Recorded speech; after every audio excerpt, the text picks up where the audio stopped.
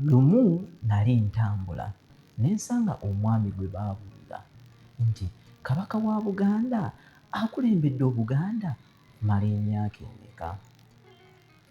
Omwami ono n'atandika okutamwatamwa. Bangi ku mmwe eyo temumanyi Buganda ekulembeddwa bassekabaka bameka? Ekintu ekitali kirungi. Obuganda bugagga era olwaleero nziguse ne Ssekabaka abakulembedde Buganda. Nate era ggwe nkwaniriza ku kyapa kino ekya YouTube ekiyitibwa Zuula Buganda mw'omanyira ebyafaayo ennono n'empisa za Buganda. Nze Mpalabwe Muhammad mbaaniriza.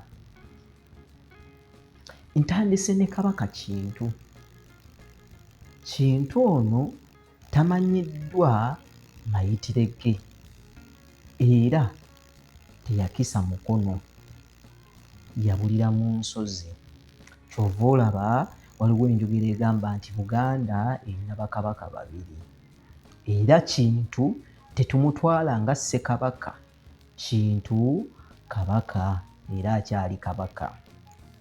Kintu yakulembera Obuganda okuva mu mwaka gwa 1200 okutuuka mu mwaka gwa 1223. Bw'atyo nno Ssekabaka Chwa n'abakka n'akwata Obuganda okuva mu mwaka gwa 1203 okutuukira ddala mu mwaka gwa 1275. Ssekabaka Chwa bwe yaguta, bw'atyo nno Ssekabaka Kimera n'agukwata. N'akulembera Obuganda okuva mu mwaka gwa 1275 okutuukira ddala mu mwaka gwa 1303. Ssekabaka Kimera olwavaawo yakisa omukono, Ssekabaka Lumansi n'akulembera Obuganda. Ssekabaka Lumansi yakulembera Obuganda okuva mu mwaka gwa 1303 okutuukira ddala mu mwaka gwa 1305. Bw'atyo nno Ssekabaka Ttembo naye n'akulembera Obuganda okuva mu mwaka gwa 1305 okutuukira ddala mu mwaka gwa 1306. Ssekabaka Kiggala bw'atyo naye n'akwata Obuganda n'abukulembera okuva mu mwaka gwa 1306 okutuukira ddala mu mwaka gwa 1308. Bwe batyo nno Ssekabaka Kiyimba naye n'akwata Obuganda n'abukulembera okuva mu mwaka gwa 1308 okutuukira ddala mu mwaka gwa 1014. Ssekabaka Kayima bw'atyo naye n'akwata Mulamula n'akulembera Obuganda okuva mu mwaka gwa 1415 okutuukira ddala mu mwaka gwa 1440. Bwe batyo Ssekabaka Nakibinge naye n'akwata Obuganda n'abukulembera okuva mu mwaka gwa 1440 okutuukira ddala mu mwaka gwa 1449.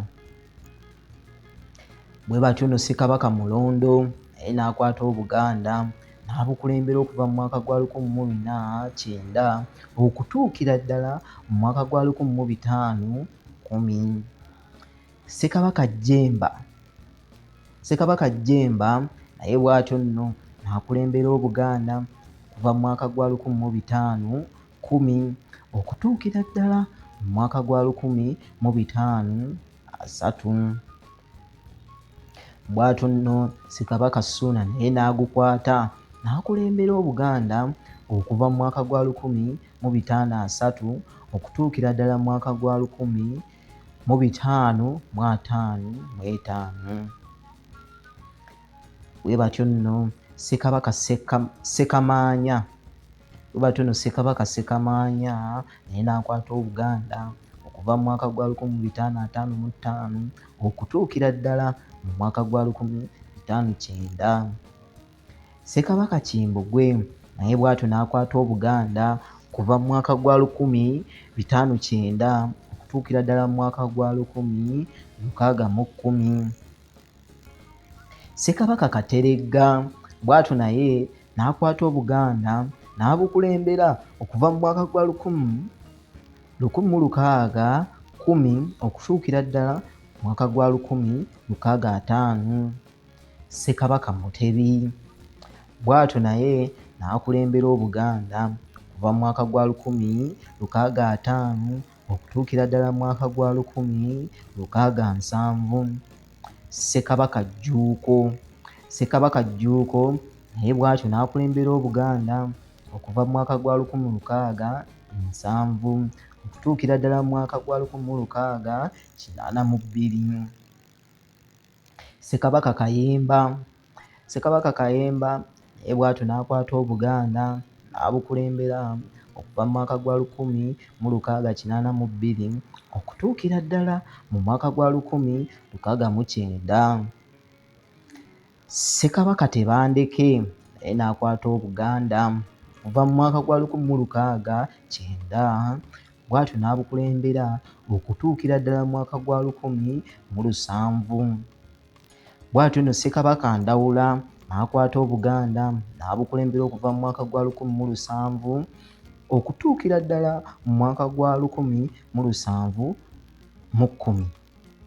Ssekabaka Kagulu Tebuchwereke naye n'akwata Obuganda okuva mu mwaka gwa 1710 okutuukira ddala mu mwaka gwa 1720. Ssekabaka Kikulwe naye bw'atyo n'akwata Obuganda era n'abukulembera okuva mu mwaka gwa 1720 okutuukira ddala mu mwaka gwa 1740. Ssekabaka Mawanda bw'atyo naye n'akwata Obuganda n'abukulembera okuva mu mwaka gwa 1740 okutuukira ddala ku mwaka gwa 1760. Ssekabaka Mwanga ono yafuga Obuganda okumala ennaku 9 zokka. Bw'atyo nno Ssekabaka Namuggala n'akwata Obuganda okuva mu mwaka gwa 1760 okutuukira ddala mu mwaka gwa 1770. Ssekabaka Kyabaggu ono yafuga Obuganda okuva mu mwaka gwa 1770 okutuukira ddala ku mwaka gwa 1780. Ssekabaka Jjunju ono naye bw'atyo n'afuga Obuganda okuva mu mwaka gwa 1780 okutuukira ddala mu mwaka gwa 1797. Ssekabaka Ssemakookiro bw'atyo naye yafuga Obuganda okuva mu mwaka gwa 1797 okutuukira ddala mu mwaka gwa 1814. Bw'atyo Ssekabaka Kamaanya naye n'akwata Obuganda n'abukulembera okuva mu mwaka gwa 1814 okutuukira ddala mu mwaka gwa 1832. Ssekabaka Ssuuna II bw'atyo n'akulembera Obuganda okuva mu mwaka gwa 1832 okutuukira ddala mu mwaka gwa 1856. Ssekabaka Mukaabya Muteesa I bw'atyo naye n'akulembera Obuganda okuva mu mwaka gwa 1856 okutuukira ddala mu mwaka gwa 1884. Ssekabaka Mwanga II ono Obuganda yabufuga okuva mu mwaka gwa 1888 okutuukira ddala mu mwaka gwa 1899. Ono yalinnya ku bukulembeze ennaku z'omwezi 24 omwezi ogw'Ekkumi 1888 okutuukira ddala ku nnaku z'omwezi nga 11 omwezi ogwokutaano 1899 Ssekabaka Kiweewa Obuganda yabufuga okuva ku nnaku z'omwezi nga 2 omwezi ogw'omunaana mu mwaka 1898 okutuukira ddala mu nnaku z'omwezi nga 12 omwezi ogw'ekkumi 1888 Ssekabaka Kalema n'akulembera Obuganda okuva ku nnaku z'omwezi nga 12 ogw'ekkumi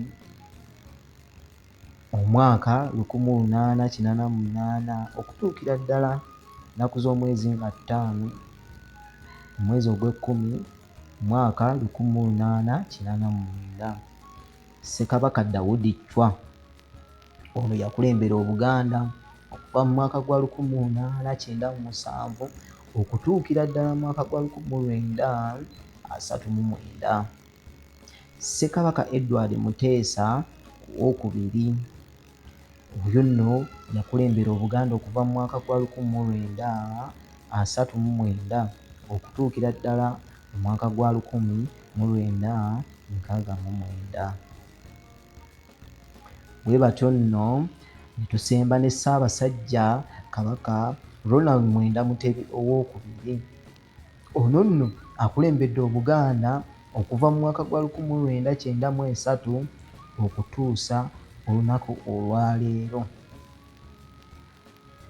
Kansubire nti gwe munnange okutte amannya ga Bassekabaka era bw'otyo nno n'otegeera n'ebbanga lye baafugira oba lye baakulembera Obuganda buno. Kansabe tuddemu tusisinkane ku katambi akaddako nkusaba ogira weekuumidde ku mutimbagano guno ogwa Zuula Buganda gw'ogenda okutegeera ebyafaayo, empisa ssaako n'ennono za Buganda. Akuume atakuumira mpeera, wangaala ayi Ssaabasajja.